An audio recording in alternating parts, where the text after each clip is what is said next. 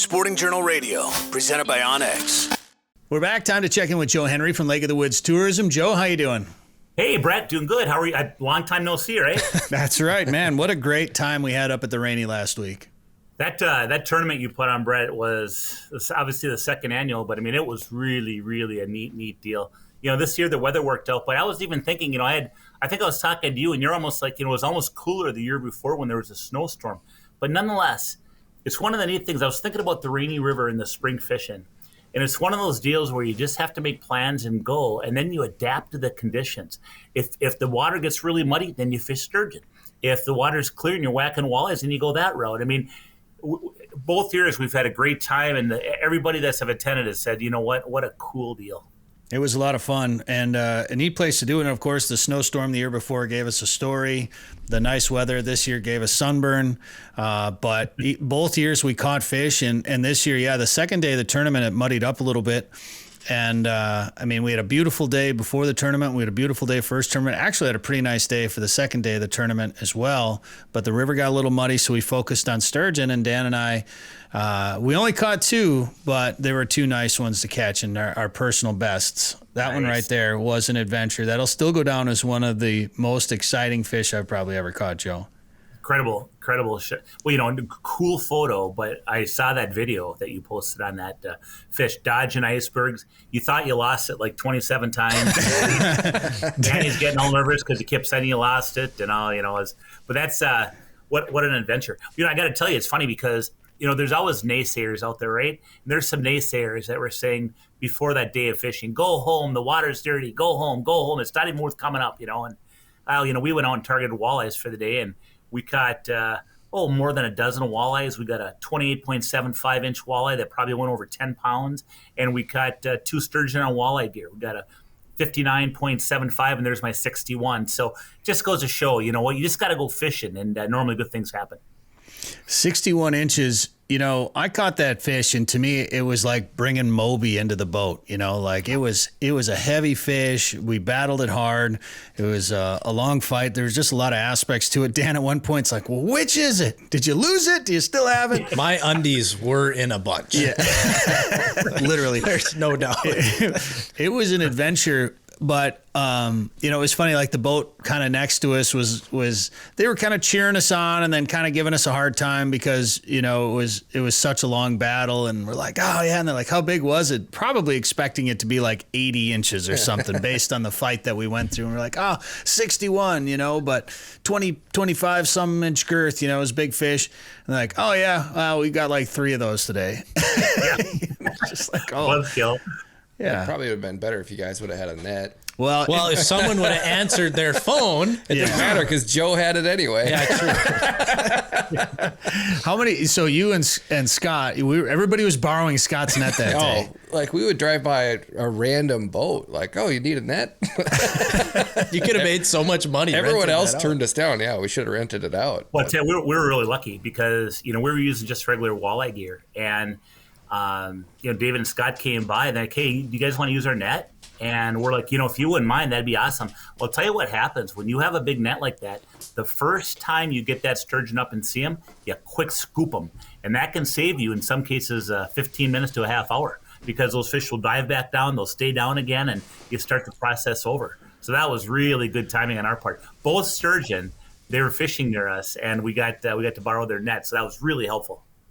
Yeah. If you watch the video, you hear Dan in the background trying to call David. Yep. And there's no answer. And why? Because you were catching a fish at the same time. I had hooked a northern, and the hook was way down in the gills, so I was fishing with the forceps trying to get it out and get it back in the water. And my phone went off, and I was messing with the fish, and I kind of threw it back and just kept fishing, forgot about it, and it was probably 45 minutes. I was like, somebody tried to call me. You didn't call until we were at the landing. Yeah, you were back at the landing already.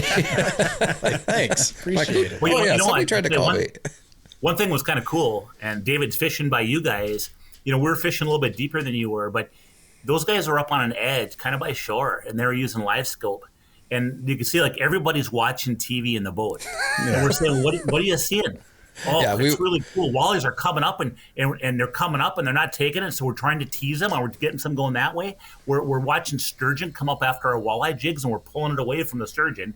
I mean, they could see all this stuff going on. And I just thought, in addition to the enjoyment of being out there and fishing, think about what you learn on regarding the fish behavior by watching that darn live scope. Yeah, it was you got to see just what the fish was doing. You got to be able to jig them up, and some of them you'd pull them up 6 feet before they'd hit.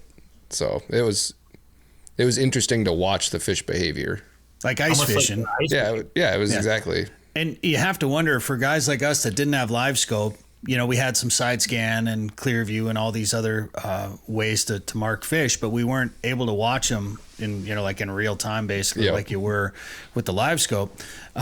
So the first day didn't bring and I had a live scope with, and you just wonder how many fish I went by that if I would have been able to work the fish a little bit, maybe I would have been able to catch it. So the second day I'm like, I'm bringing my live scope out here. Brought it out. Battery was dead. Well, and the funny thing was, I walked by you when you parked because I had forgot mine in the truck, and I'm like, "What?" He's like, "What are you doing?" I'm like, "Oh, forgot my live scope." And then he's like, "Oh, that sucks." And then 5 minutes later, I get a snap from him in the boat already. He's like, I forgot my live scope pole. Yeah. I had to go back for the pole. So Dan brings me back to landing. Have to run halfway down the road where we parked. We had the sneaky parking spot that day, though. Well, we got lucky. Wasn't as bad, I guess. Grab the pole, get back, get all excited, take all the live scope stuff out, hook up the pole. No battery. Like, battery's dead. And then, so the third day, charged the battery up and brought it out there. But now I had the challenge. I didn't have any sort of mount for the boat for open water. So now I had the challenge of trying to keep that live, just like I was trying to jig with one hand and hold the live scope pole with the other hand. And it wasn't working very well, especially with river current. So you were telling me to take the rod holder, spin it backwards and tip it up. And that actually worked fairly well. Yeah. Wasn't perfect, but it worked fairly well. By the end of the day, the last day, I kind of had a system down. And I was able to watch a couple of sturgeon on it, actually, which was pretty interesting. I watched when Dan caught his sturgeon, I was able to watch it on the live scope and see him fight this sturgeon on there. And you can see that in our video. But today, this came today right here. And this is my open water boat mount for my live scope pole. So things are happening. Congratulations. Thank you. What boat are you going to put that on? Your boat. Any boat with a Scotty rod holder mount. Yeah.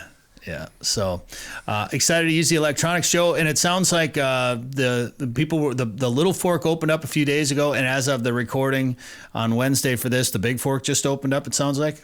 Yeah, it sure did. Yep, and they're kind of they can track that ice. A lot of the folks. Including Kevin at the Royal Dutchman, but some others as well, are doing a nice job of just tracking what's going on up there with, the ice busting loose, how long the ice pack is, where it's at going down the river. And, when that ice pack goes down the river, if it's windy and it's pushing ice to one side of the river, sometimes you can fish on the other side of the river, or if there's ways to get around it, or you just wait for that ice pack to roll through, But, the good thing about it is that, obviously the walleye fishing ended up, the last day was April 14th for the spring season.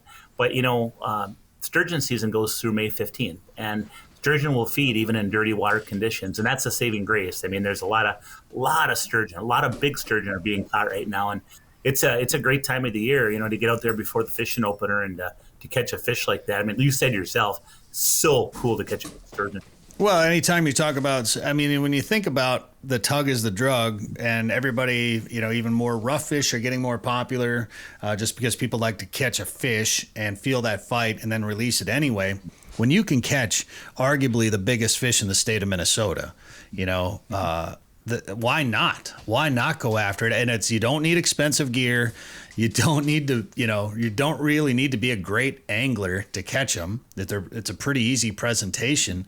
How cool is it to be able to go out and catch a fish that has lived for so long as well, too? Obviously there's some techniques and some tips and some safe handling measures and things you need to know. And you should have a net or some sort of way to get the fish in the boat. I ended up just grabbing it by the tail and hoisting it in.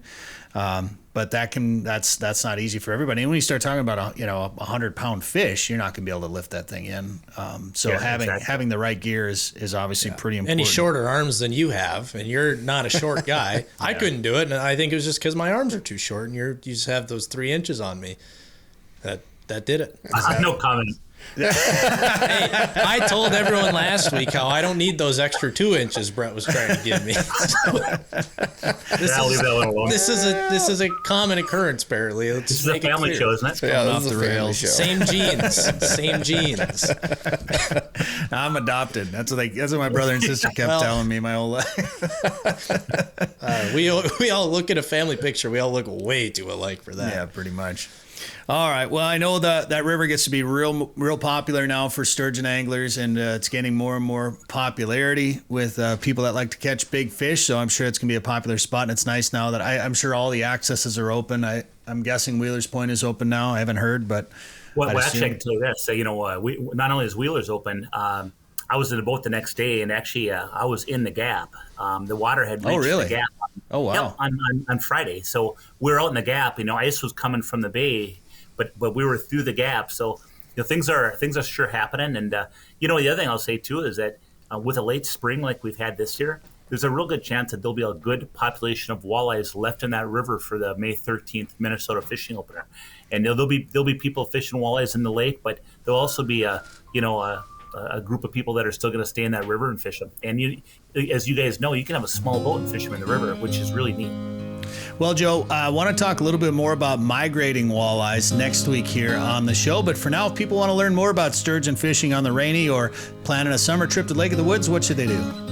Best route is to check out our website, and that is lakeofthewoodsmn.com. Hear more at sportingjournalradio.com or wherever you get podcasts. Northern Minnesota's Walleye Factory is a year-round world-class fishing destination. The perfect getaway this summer is just a short drive to Lake of the Woods. Fish Big Traverse Bay, the Rainy River, or visit the unique Northwest Angle. To catch big fish, you have to go where the big fish are. Plan your trip to Lake of the Woods at lakeofthewoodsmn.com. That's lakeofthewoodsmn.com.